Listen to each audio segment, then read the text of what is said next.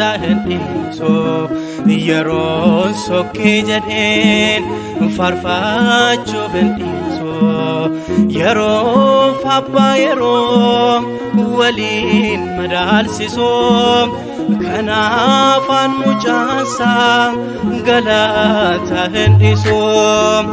adoonni jedheen galata hindiso yeroon sokkee jedheen farfachuu hindiso yeroo abbaa yeroo waliin madaalsiso kanaafan mucaansa galata hindiso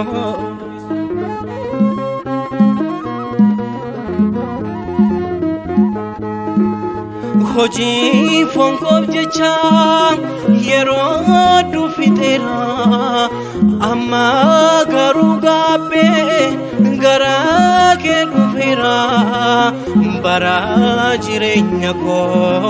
si waliin jiraachuuf waadaa siif seeneera si galateeffachuuf naanoo nan faarfadha galata hindiso yeroo abbaa yeroo waliin madaalsiso adoonni jedheen galata hindiso yeroon sokkee jedheen farfachuu hindiso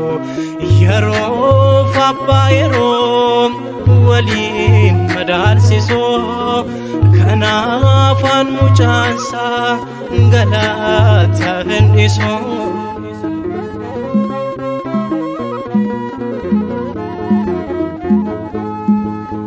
osoo san barbaadeen naanaan kan barbaadeef osoo san filateen naanaan kan filateef yoon faarfadhee ilchee yeroon damaqaasaaf konoondoo xiqqaataa ibsaa waaqummaasaaf anoo nan galata hindiso yeroo abbaa yeroo waliin madaalsiso adoonni jedheen galata hindiso yeroo sokkee jedheen farfachuu hindiso yeroo abbaa yeroo waliin madaalsiso kanaafan mucaansa galata hindiso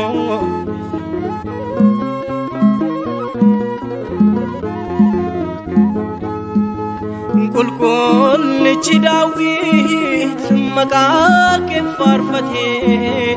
abbaan keenya abrahaam si galateeffatee anis qulqullootaan fakkeenya godhadheen si galateeffadha qoqaa koo ol kaaseen anoo nan faarfadha galata hindiso yeroo abbaa yeroo waliin madaalsiso adoonni jedheen galata hindiso yeroo sokkee jedheen farfachuu hindiso yeroo abbaa yeroo waliin madaalsiso kanaafan mucaansa galata hindiso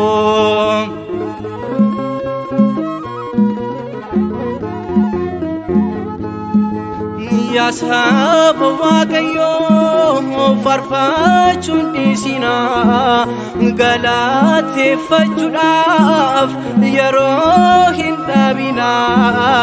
hamee fi hamminyaa of keessa haqaatee galataaf qophaa'aa amantiin cimaatee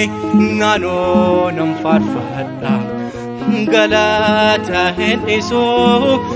yeroo abbaa yeroo waliin madaalsisu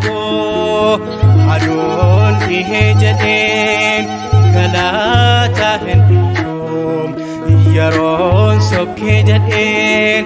faarfachuu hin dhiisu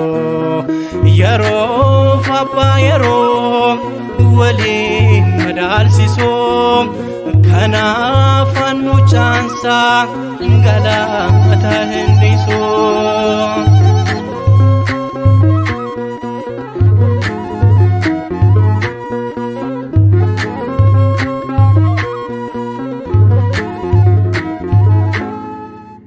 gaarummaan kee kan baay'ate jaalalli abbummaa kees addunyaa mara kan ajaa'ibsiise yaa Waaqayyoo akkan si galateeffadhuuf galataan afaan na guutteetta arjummaa kee kanaafis galanni guddaan siif haa ta'u bara baraan ameen.